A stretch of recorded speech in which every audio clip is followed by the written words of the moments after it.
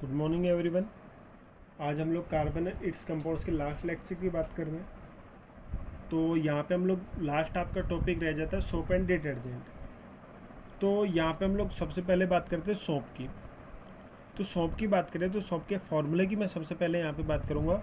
Soap का formula होता है C17H35COONE। सोप के फार्मूले की बात करूँ तो फार्मूला क्या होता है C17H35COONE। ठीक है, तो कार्बन की लॉन्ग चेन हो गई, COO हो गया और Na हो गया। तो सौंप की यदि डेफिनेशन आपसे पूछी जाती है तो आप लोग क्या कहोगे कि soaps are long chain containing. Soaps are long chain containing 17 carbon की लंबी चेन है, तो soaps are long chain containing carboxylic salts. COH group है, तो COO ग्रुप के लिए आप लोग क्या लिखोगे, कार्बोक्सिलिक सॉल्ट। तो soaps are long chain containing carboxylic salts of sodium और पोटेशियम। यहाँ पे आपका सोडियम प्रेजेंट है, तो सोडियम या फिर पोटेशियम भी हो सकता है।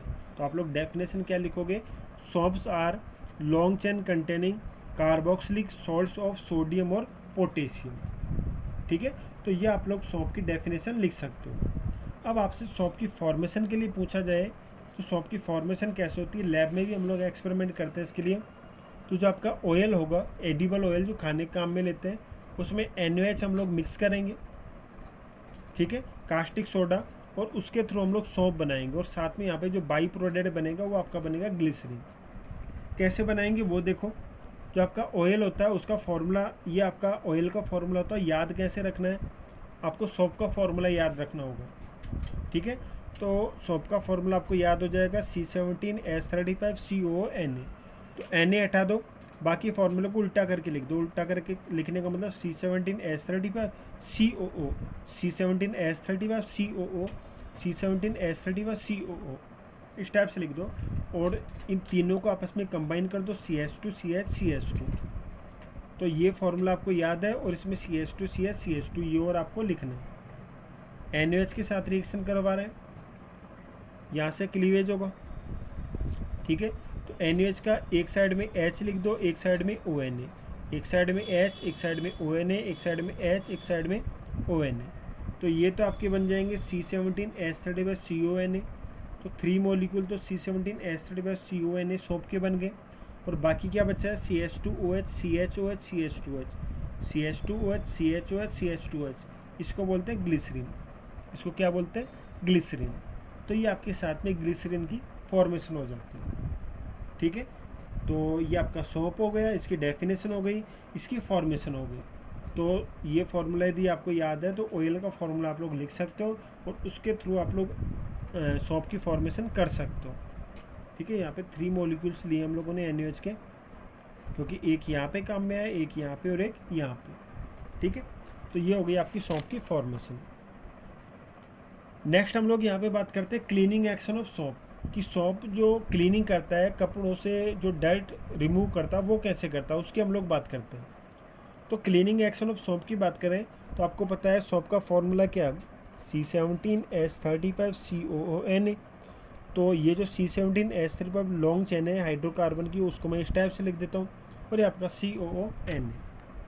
तो जो हाइड्रोकार्बन वाला पार्ट है वो नॉन आयनिक पार्ट होता है, और जो CONA है यहाँ पे ऑक्सीजन पे नेगेटिव चार्ज होता है, Na पे पॉजिटिव चार्ज, तो ये आपका आयनिक पार्ट होता है। तो C17H35 नॉन आयनिक पार्ट है, CO माइनस Na प्लस आयनिक पार्ट है। नॉन आयनिक पार्ट को हम लोग टेल कह रहे हैं, आयनिक पार्ट को हम लोग हेड कह रहे हैं। जो नॉन आयनिक पार्ट है टेल वाला, जो आपका हाइड्रोफोबिक पार्ट होगा, और जो हेड वाला पार्ट है उसे आप लोग हाइड्रोफिलिक पार्ट कहोगे। तो हाइड्रो का मतलब तो यहाँ पे वाटर होगा, और फिलिक का मतलब आपको पता ही होता है, फिलिक का मतलब होता है लविंग। फिलिक का मतलब क्या होता है, लविंग। और फोबिक की बात करें तो फोबिक का मतलब होता है हीटिंग, या फिर मैं कह दूँ रिपलिंग, हीटिंग या फिर रिपलिंग। तो हाइड्रोफोबिक, हाइड्रो का मतलब वाटर, फोबिक मतलब रिपलिंग। तो वाटर के साथ रिपल्सन करेगा, हीट करेगा, वाटर से दूर रहेगा, नॉन आयनिक पार्ट वाटर से दूर रहेगा। और जो हाइड्रोफिलिक पार्ट है, वाटर लविंग पार्ट है, ये वाटर के साथ बॉन्ड बनाएगा। तो ये जो आपका हेड वाला पार्ट है वाटर के साथ बॉन्ड बनाएगा, और ये जो नॉन आयनिक पार्ट है वाटर के साथ बॉन्ड नहीं बनाएगा। तो ये किसके साथ बॉन्ड बनाएगा, डर्ट के साथ। जो भी आपके कपड़ों पे ऑयल है, डर्ट है, उसके साथ बॉन्डिंग करेगा। तो जैसे ये आपके किसी कपड़े पे डर्ट का पार्ट है, इस डर्ट के चारों तरफ सौंप के मॉलिक्यूल आ जाएंगे और एक बॉल लाइक स्ट्रक्चर बना लेंगे। तो देखो कैसे लिखना है, जो नॉन आयनिक पार्ट लिखना है वो तो डर्ट की तरफ लिखना है, आयनिक पार्ट बाहर की तरफ लिखना है, वाटर की तरफ। ये बाहर की तरफ वाटर प्रेजेंट है, ठीक है। तो डर्ट के चारों तरफ ये सौंप के मॉलिक्यूल आ जाएंगे और एक बॉल लाइक स्ट्रक्चर बना लेंगे। इस बॉल लाइक स्ट्रक्चर को हम लोग मिसेल बोलते हैं। क्या बोलते हैं? मिसेल। तो यहाँ पे जो आपसे क्वेश्चन पूछा जाता है वो क्लीनिंग एक्शन ऑफ सौंप के नाम से भी पूछा जा सकता है या फिर मिसेल फॉर्मेशन के नाम से भी पूछा जा सकता है। तो आपको क्या करना है कि ये जो आपका डर्ट होगा उसके चारों तरफ सौंप के मॉलिक्यूल लगाने हैं, इस टाइप से लगाने हैं कि COONA बाहर की तरफ रहे और ये आपका C17H35 वाला पार्ट अंदर की तरफ रहे डर्ट के साथ कॉम्बिनेशन में, और एक बॉल लाइक स्ट्रक्चर बन जाएगी जिसे हम लोग क्या कहेंगे? मिसेल कहेंगे। अब इसे हम लोग क्लीनिंग एक्शन ऑफ सौंप भी कह सकते हैं, फिर मिसेल फॉर्मेशन भी कह सकते हैं, ठीक है। अब नेक्स्ट हम लोग यहाँ पे बात करते हैं स्कम की। स्कम क्या होती है? देखो, जो आपका सौंप होता है वो हार्ड वाटर में काम नहीं करता है। ये भी हम लोग लैब में एक्सपेरिमेंट करेंगे। हार्ड वाटर का मतलब ऐसा वाटर जिसमें कैल्शियम या फिर मैग्नीशियम के सॉल्ट्स प्रेजेंट हो, कैल्शियम और मैग्नीशियम के क्लोराइड प्रेजेंट हो, सल्फेट प्रेजेंट हो, बाइकार्बोनेट प्रेजेंट हो, तो ऐसे वाटर को हम लोग क्या कहेंगे? Hard water. कोई भी ऐसा वाटर जिसमें कैल्शियम या मैग्नीशियम के सॉल्ट्स प्रेजेंट होंगे वो आपका हार्ड वाटर होगा। और यदि कैल्शियम और मैग्नीशियम के सॉल्ट प्रेजेंट है तो उसे हार्ड वाटर आप कह रहे हो। और हार्ड वाटर सौंप के साथ फॉर्म क्रिएट नहीं करेगा, झाग नहीं बनाएगा, ठीक है। हार्ड वाटर यदि है तो हार्ड वाटर किसे कहेंगे वो मैंने आपको बता दिया। हार्ड वाटर में साबुन आपका झाग नहीं बनाएगा। क्या बनाएगा? स्कम बनाएगा। वाइट कलर के छोटे छोटे पार्टिकल्स वहाँ पे बन जाएंगे, प्रिसिपिटेट बन जाएगा। तो सौंप को जब भी हार्ड वाटर में यूज करते हैं तो आपका लेदर फॉर्म नहीं होगा, झाग नहीं बनेंगे, क्या बन जाएगा? स्कम बन जाएगा, ठीक है। तो आपसे कई बार पूछ लिया जाता है कि हार्ड वाटर में सौंप काम क्यों नहीं लेते हैं, तो आप लोग क्या कहोगे कि हार्ड वाटर में सौंप क्या बना लेता है? स्कम बना लेता है। वहाँ पे लेदर क्रिएट नहीं हो पाता है, लेदर फॉर्म नहीं हो पाता है, इसीलिए हम लोग हार्ड वाटर में सौंप को काम में नहीं लेते हैं। कैसे बनता है स्कम? ये आपका सौंप का फॉर्मूला हो गया C17H35CONA।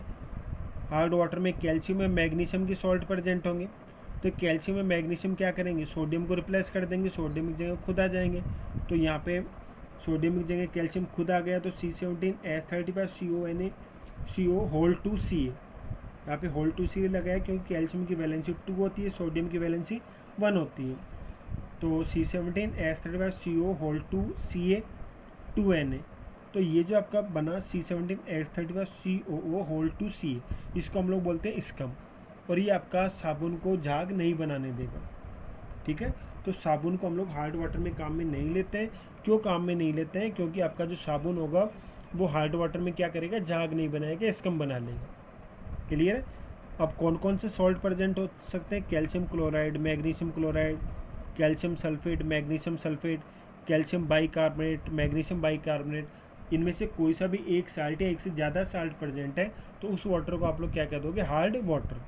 क्लियर है यहाँ तक?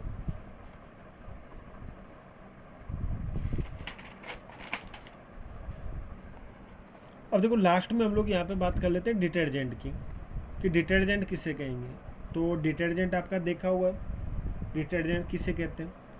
फॉर्मूले की मैं यहाँ पे बात कर दूँ, डिटर्जेंट का फॉर्मूला होगा CH3 CH2 whole 11 C6H4 SO3 minus Na+। Detergent की यदि मैं बात करूँ तो फॉर्मूला क्या होगा? CH3 CH2 whole 11 C6H4 SO3 minus Na+, ठीक है।